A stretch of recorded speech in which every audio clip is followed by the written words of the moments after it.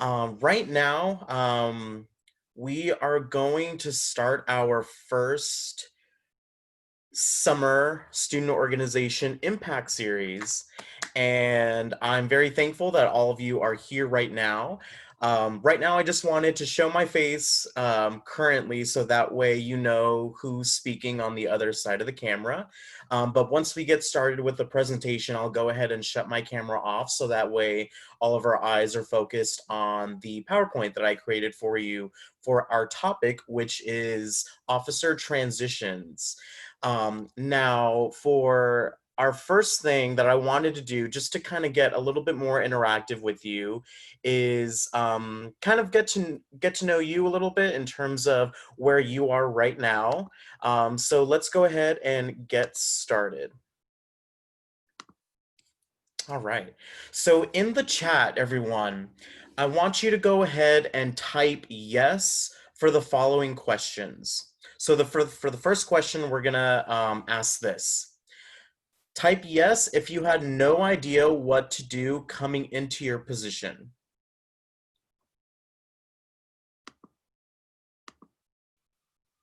All right, Kiana, thank you so much. Sarah, yes, I totally agree with you. When I was a student in my undergrad, I kind of did not know what to do, and I had to do a lot of research at first on my own. And I didn't have something like this to kind of guide me. So, yes, thank you very much. Okay, cool. So second one, type yes if you had no luck connecting with the person who was in your role previously. So you were not able to Facebook them, text them, call them. Okay. So we have one student saying that no one held your position previously. So it was brand new. So you probably didn't even know where to start or like how to develop this brand new position. So, all right, cool. Sweet. And it was empty prior, Sarah. Awesome. Okay, cool. Third one, type yes if you had issues with completing officer duties and organizational management because of your Rowdy Link access. So maybe you weren't titled the right position on your roster. Maybe you went to book an event or you went to the Office of Student Activities and there was issues with you getting a resource or maybe getting approved for something because of that kind of access. Okay, Octavio, awesome. Elena, awesome. Cool. Thank you. Thank you for being honest about that. Yes. Awesome. Cool. Well, I can definitely say that you are not alone. There are many students who do have this happen to them.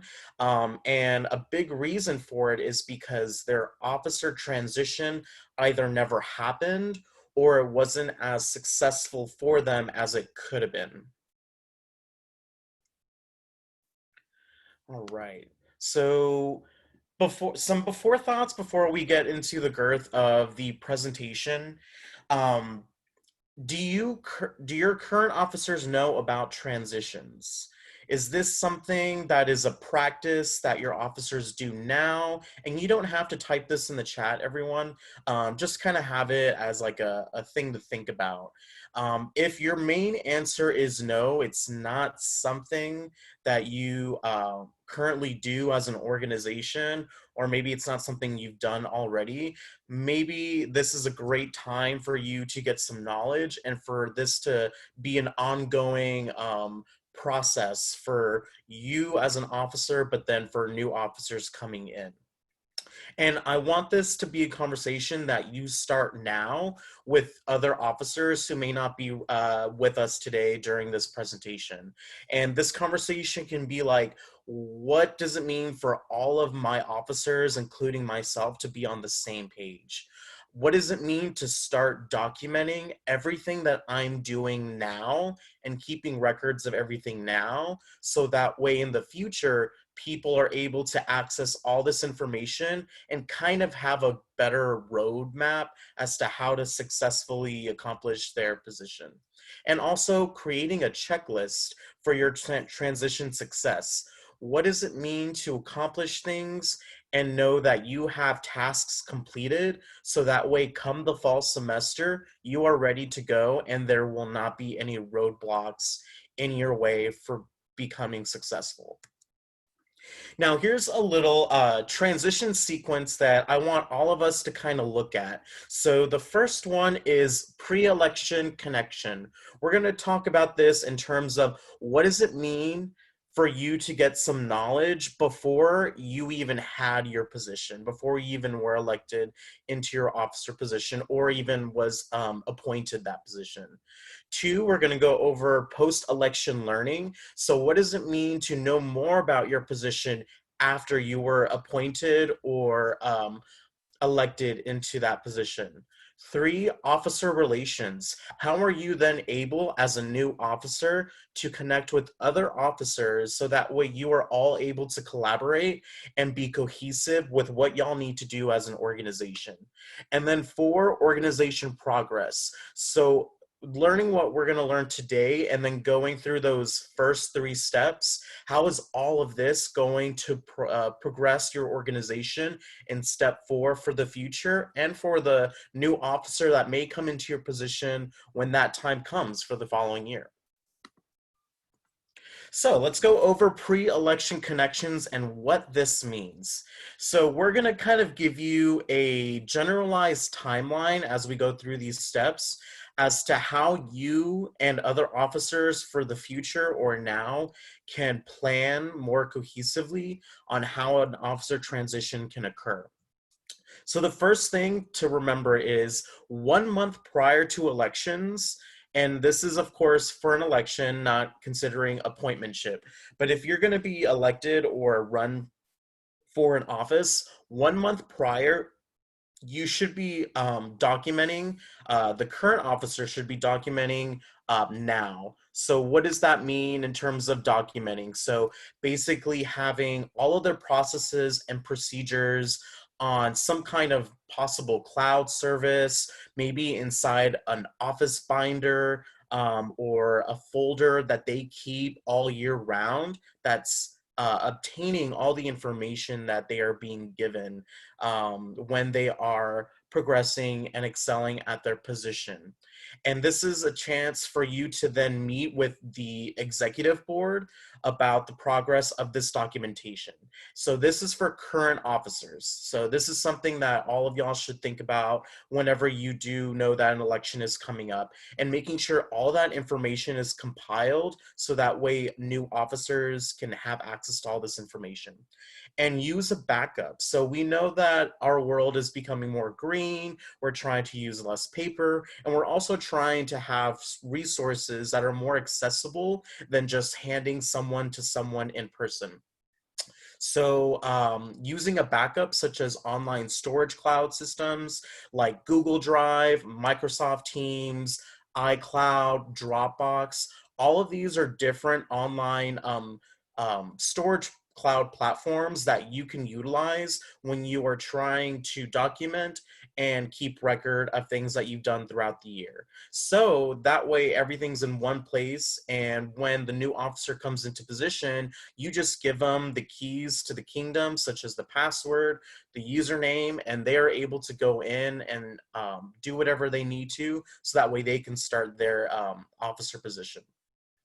Then, prior to elections, I would highly, highly recommend at least 1 week prior to elections, have new candidates meet with the current officer who the candidate is running for. This is a great time for them to get a little bit of an idea as to why the candidate is running for the position that they are. And if you are someone who is appointed, have that moment to discuss with whoever's trying to appoint you as to what the position is going to mean. What is it? What kind of tasks? What kind of duties are you going to need to worry about if you are appointed into this position? So that would be a good chance for those who are being appointed. And in terms of a summertime scenario, such as how we are right now, so we're already just a week away from the middle of June, and I feel like June just started yesterday.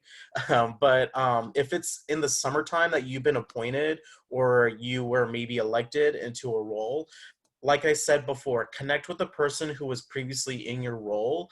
And if you're not able to connect with that person, maybe they don't have a Facebook, you don't have their phone number, try to connect then with the current officers who are there with you so you can all brainstorm.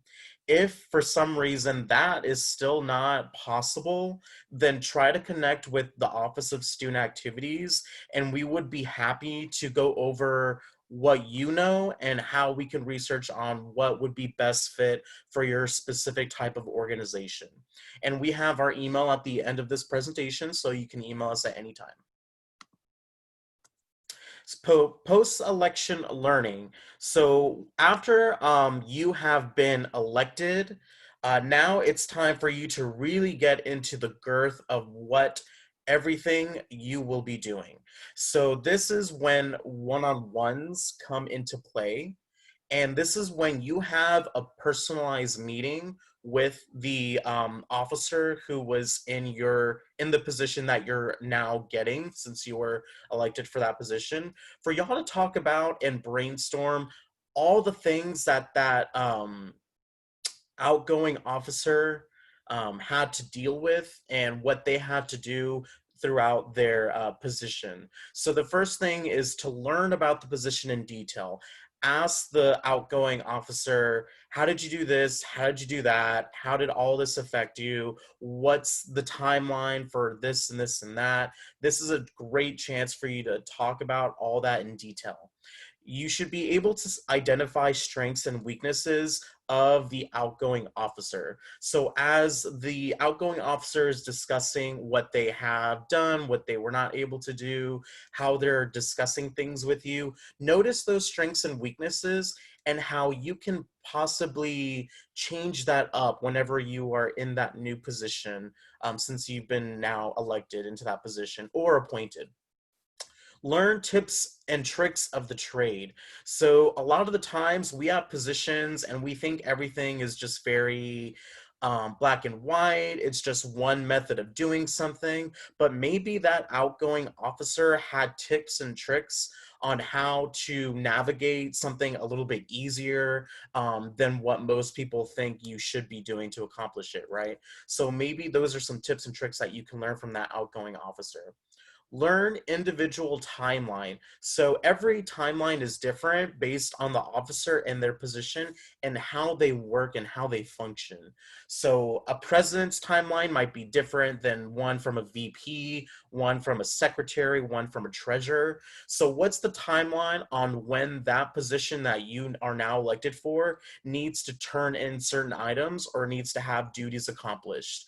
When you have that kind of in detail, go ahead and write that down and have that on file so that way you can try to guide yourself along that timeline. And if anything, maybe you can even improve on it. Maybe there can be something that can be more proactively done than the timeline date that that outgoing officer was doing within their position. So always try to think critically whenever you are having these one-on-ones with that outgoing officer. Another idea is to obtain ideas and brainstorm as a couple. So maybe this person within their role wasn't doing very well because they just felt like maybe they were on an island, or maybe that they were just learning everything on their own. So possibly what could happen is both of you go over things that didn't work out and you brainstorm as a couple as to how you both, or how you as the new officer can accomplish that new task come the new academic year. And this is a great opportunity also for you to ask questions. So how do you do this? How do I do that?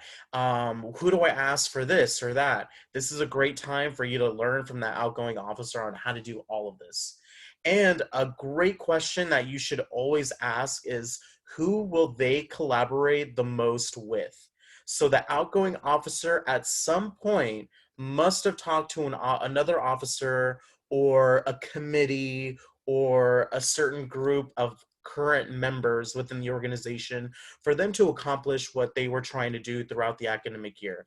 So ask that question, who am I going to work with the most? So that way you know how to build that relationship more with that person, whether it's a member or another officer. And for those who are appointed, again, if you're not able to have someone who was outgoing as an officer because it's a brand new position or you're a brand new organization, I would highly recommend that you at least try to have a one-on-one with the president or the leader of the organization, so that way you can all be in collaboration with new ideas that can come forth when the fall semester begins. Whoops. All right. So officer relations, this is kind of that step 3 that we were discussing earlier. So once you have had that one-on-one or that more personable meeting with your outgoing officer or the president of the organization, now it's time for you to have a more collaborative session with everyone who is in the pot. So all of the executive board, all the officers are now going to collaboratively come together and think of what to work on, what to improve on, and what to think about when it comes to the new upcoming fall semester. So 1 week after elections, this is when new officers should be sitting down on an executive board meeting. Now, that means that the new officers are shadowing the outgoing officers as they close out and discuss business during a regular officer meeting. 2 weeks after an election, this is a great time for both new and old officers coming together for you all to collaborate on ideas as a cohesive group. So everyone's discussing, everyone's talking, and everyone's bouncing ideas off of each other. And then 3 weeks after the election, so week 3 after the election, new officers will run an executive board meeting with the old officers shadowing. So it's now reversed. So this is a great time for the new officers to work on getting into the groove of collaborating, leading an officer meeting, and the outgoing officers, what they can do is not only will they be shadowing, but it's a great time for them to also write down notes on what things the new officers can improve on when they're discussing things. So for example, maybe an outgoing officer can tell another officer, hey, so I know you were on this topic for 15 minutes, and on the agenda there are like 10 other items that needed to have gotten to. So maybe when you are leading a discussion or topic next time, maybe you can set yourself to a time limit for certain topics, so that way you are able to discuss everything that is on the agenda. So that's a great example of a note that an outgoing officer can give that a new officer when they're shadowing. Now, I'm just now realizing this. So as I'm discussing this timeline, this is a lot of this timeline is to help exemplify what should be happening towards the end of a semester election or towards the end of an academic year election. So although we are in the middle of summer, this is a great time for all of you attendees to kind of realize this is some good practices that we should try to implement come those times where we do have an election or it comes to the end of the academic year. So as of right now, you can try to pick and choose a lot of this good advice that I'm giving you right now in terms of officer transitions and see how you can mold it into where you are now, since we are coming up to the middle of June, and how what things you may not have done already with some of the officers that you know you will be working with, and how you can connect with them and collaborate them. All right. So, meetings, things to think about when you are in a meeting. Now, I did mention that there was kind of a 3 week process after elections in terms of outgoing officers and new officers coming together to go over information. So, within that first week, that first meeting after elections where new officers sit in on an e board meeting, this is a great opportunity for you to realize as new officers the dynamics of all the other positions that are within the group. So, how does a VP support a president within a staff meeting? Or how does the president make sure that they're leading and guiding all officers and not leaving one behind? So, to keep that in terms of like ideas when you are shadowing during that first meeting. Old officers or outgoing officers, do not feel like you need to act differently. Act natural, even if you feel maybe a little weird that there's some people watching you and they're new and you've never really chatted with them before. But this is a time for you to just act natural, don't act differently. So that way, those new officers can really get a better feel as to how the dynamics are going to work out. Then for that second meeting, where it's outgoing and new officers collaborating all in one meeting, about 2 weeks after the election, I say is a good time frame. This is a great opportunity, like I mentioned, for all of you to brainstorm old ideas and create new and better ones.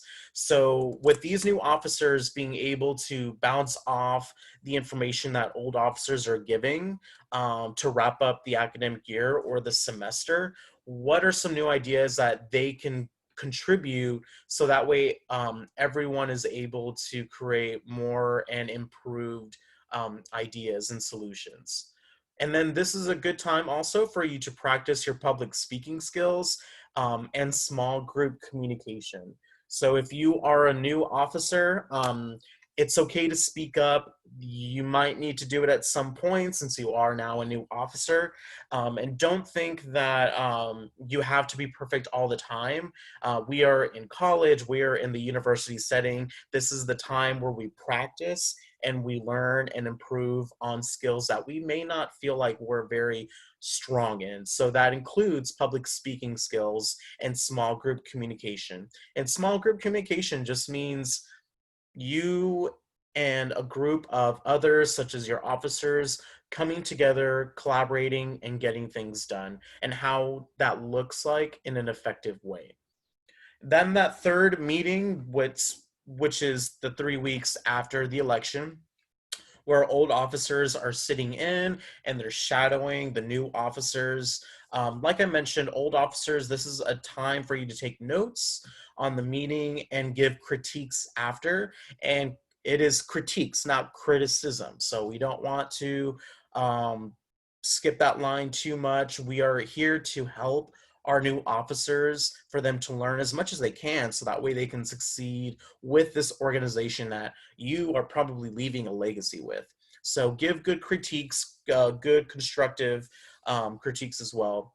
And then new officers, this is a time for you to get firsthand experience in leading a meeting with backup. So you have the backup of the old officers, but this is a chance for you to really practice your public speaking skills, your organization skills, and figure out ways on how to successfully navigate those dynamics moving forward once those outgoing officers are no longer there.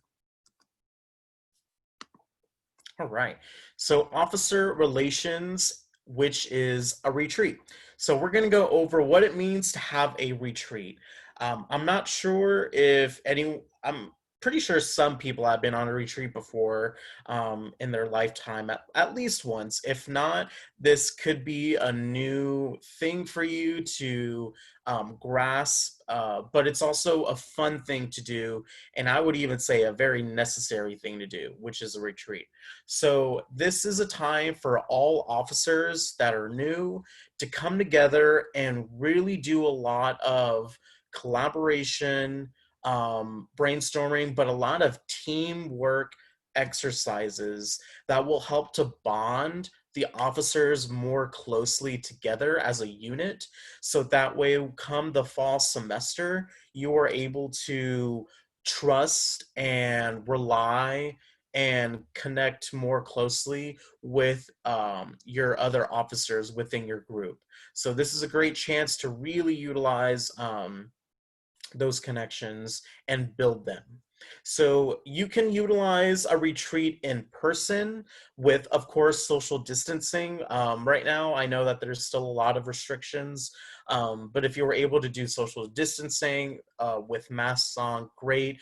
If not, highly recommend doing more online platforms to be safer than sorry when you are doing your officer retreats within your small group.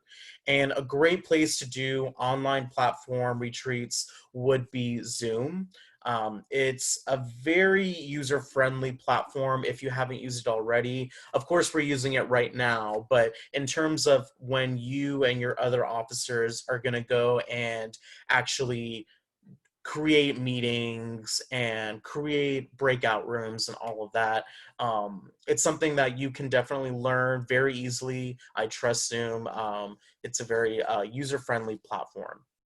And once you are within those retreats, this is a great time for all of y'all to do team building activities. So, team building activities online could be all of y'all going into teams or individually doing trivia. Kahoot is a fun platform to do to ask questions. Online bingo is another fun way to do a lot of team building activities and icebreakers together.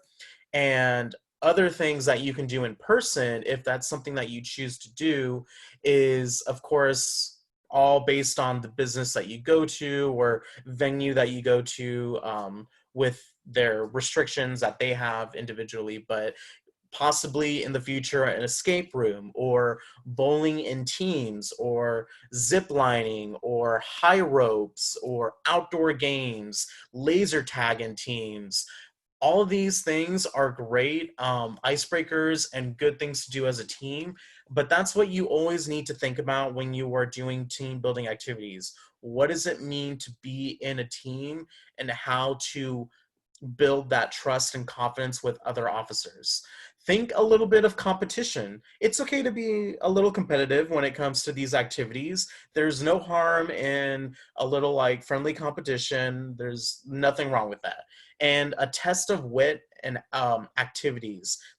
Those are also things that you need to think about whenever you are having icebreakers or team building activities, such as trivia or Kahoot or an escape room or laser tags. So how can you really test your wit within a team or within your other officers? Now that you've been able to kind of have those activities, other things that retreats should have is have a minimum of 3 hours, of course, for the retreat, but have time where all of y'all are able to discuss old and new business as well. So, what does that mean? It means old business, talk about what the outgoing officers did throughout their reign of being an officer. And then new business could be what are some new deadlines we can set for us as officers? What are some new ideas? What are some really cool events that haven't been done before, but we can do this time for this coming fall semester? And this is a time also for all of y'all to be very honest and raw with each other. And that means being vulnerable. So retreats are not just for all of y'all to come together and have fun and talk about business, but it's a time for all of us to come together and be a little vulnerable with each other. A little bit of vulnerability does increase that empathy that we have for each other and that confidence and trust that we have with each other. And without that, it's a little hard to be able to work within the group that you might be in right now. And it's a vulnerability is not a bad word. I know I feel like it tends to be stigmatized a lot, but it's not something that you need to worry about or feel fearful about. It's something good to have. And vulnerability, showing that, could be talking about the struggles that you've had maybe growing up, or talking about the struggles that you've had coming into this position, or being a student who also works, who maybe has kids, who maybe also is married or lives off campus and not on campus.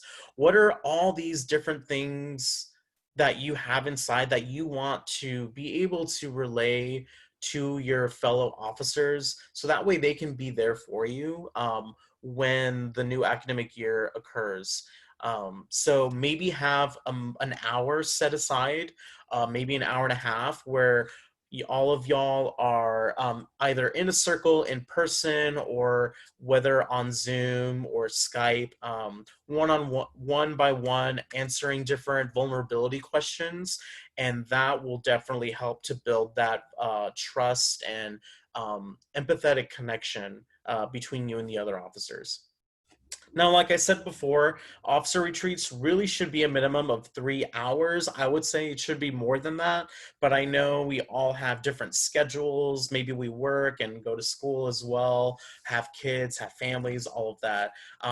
But I would say minimally 3 hours. I personally recommend 6 hours with a lunch included. So just make sure that everyone's well fed if you're going to have something that lasts 5 to 6 hours. All right. So organization progress. So what does it mean to take everything that we've discussed so far and how to use it to progress for the future when the first day of the fall semester starts? Now I'm going to talk about this a little bit in length, only because there's certain small things that we definitely need to make sure are accomplished, so that way you are as successful as possible with your new position. So, like I said before, make sure that outgoing officers are passing that information along to those new officers, whether that's during their one on one meeting or during an executive board officer collaboration meeting. Make sure that you have that transition folder or binder or data somewhere stored in a cloud service or a locked up cabinet for that new officer to be able to have that. So if you don't have that already, like I mentioned, this is the time to start that conversation now for you as well as all the other officers that you will be working with. Now, this is when I get into some of those very finer details to ensure that things go as smoothly as possible. So, if you're an organization who has social media, or like a organization email, anything that has information where you need to log in with like a username or a password, make sure that you are giving this information off to the new officer. It needs to be stored somewhere where everyone knows what it is. Of course, a password might be something that you don't write down, but something that is passed along to everyone every single time when there's a new officer, or if the password changes. But that's something that needs to be given to everyone, so that way you're able to update your social media, you're able to go into the organization's email, um, all that kind of fun stuff for like username and password.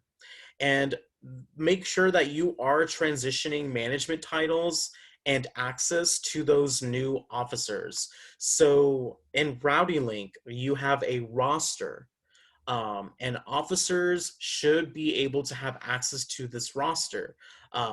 And if not, make sure that that happens. Usually the president or the primary contact is the one who will need to go in to change that up.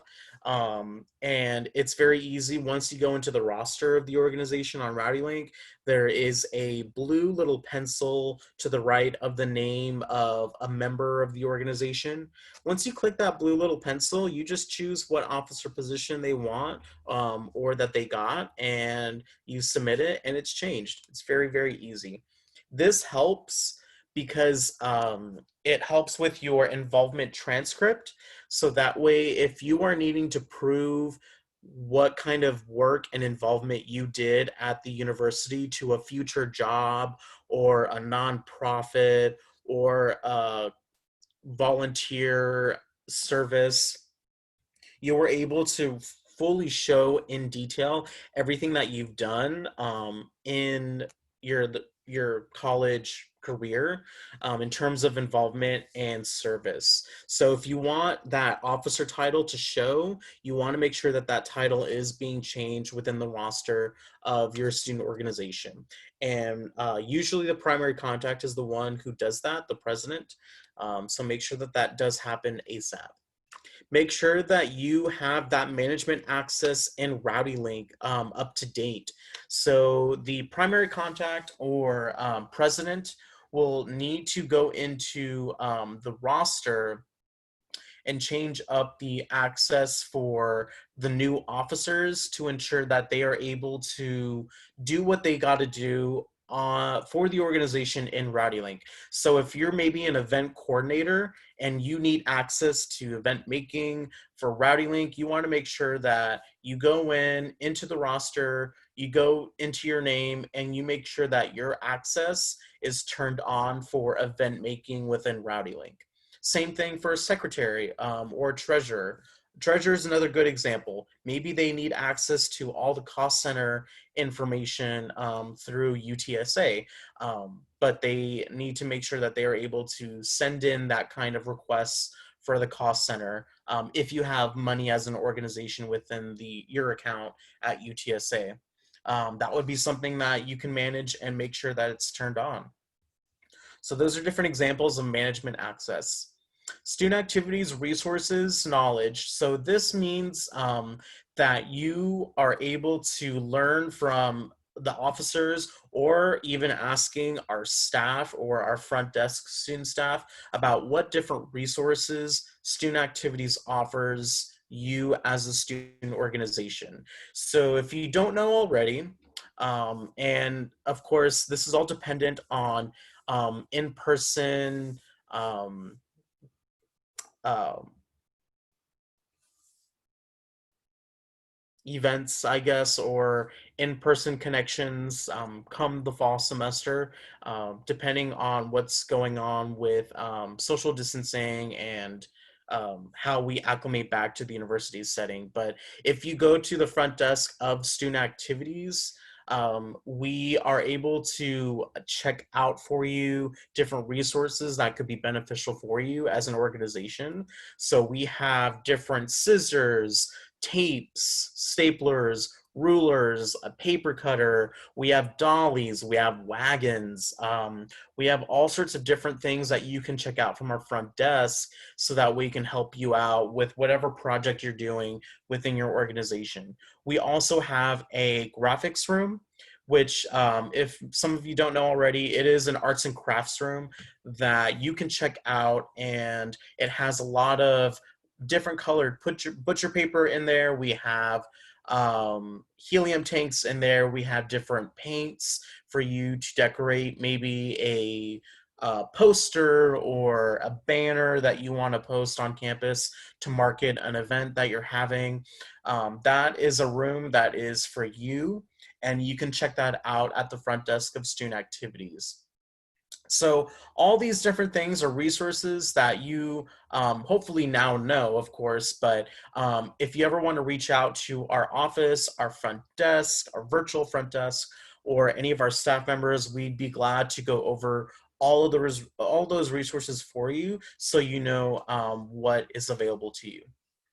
Organization email, social media, website login information. I've discussed that already in terms of making sure that that is passed along to all the officers. So make sure that that is given to everyone. And another question that I get a lot is bank account information. So every student organization has the ability on their own to get a bank account if they wish. And this bank account, you can choose whatever bank you want as an organization: Wells Fargo, Chase, Security Service, all that, right? But our thing with our things that we like to tell students is when it comes to bank account information, if you're not the person who created that account, it is very, very hard for you to go and try to get funds and try to work with that bank account if you weren't the person who created it. And that creates a lot of hassle for students when they're trying to get money out from this off-campus third-party bank account. So we highly recommend that you utilize a cost center instead of a bank account that's off campus. And the cost center, which everyone, if you want to reserve space on campus come the fall semester, is something that you need to have anyways. Um, and to get it, you need to first apply for an EIN number, which you get from the IRS. And once you apply for that EIN, you get your cost center with UTSA.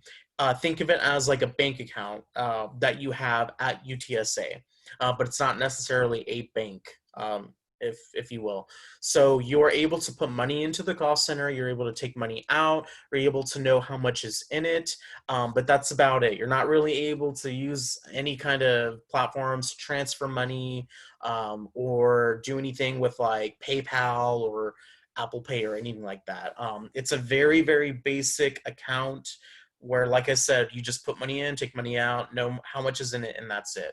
But what's good about this is if you are new officers coming in, and as long as your roster is up to date, you are able to identify yourself through email or in person with your student ID, and you're able to, I would say, a little bit more easily get money out or put money in as a new officer using a cost center at UTSA, as opposed to a bank account that's off campus. So that's just some stuff to think about when you are going over all of that in terms of the organization. All right. So this last slide says thank you. Of course, it's a thank you for everyone who attended today. Our email is there. My contact email is there. Our social media is that hashtag UTSA StuAct. And some of this information was derived as well from Carnegie Mellon University. So it is backed up by other universities that follow some of these same procedures in terms of officer transitions and timelines.